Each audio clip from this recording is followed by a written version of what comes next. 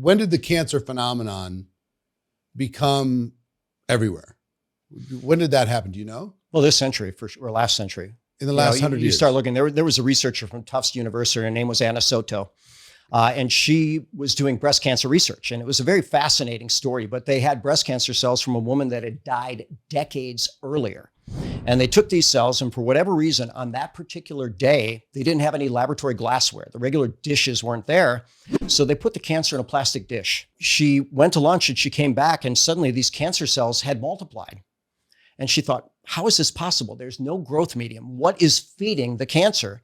And then it lended itself to look and see what was in that plastic. And it turned out to be something called bisphenol A, which most countries have banned. We haven't yet. It's a universal toxin. It's a very powerful estrogen.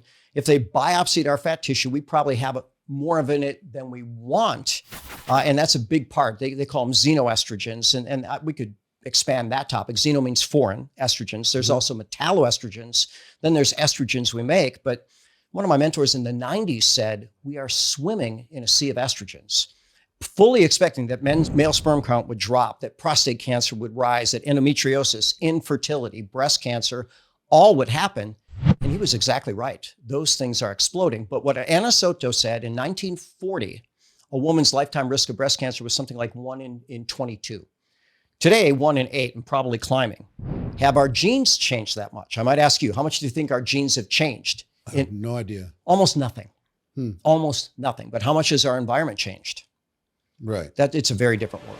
If you're into network marketing, entrepreneurship, or personal development, hit subscribe for daily content. Don't miss out. We've got you covered every single day. Let's grow together.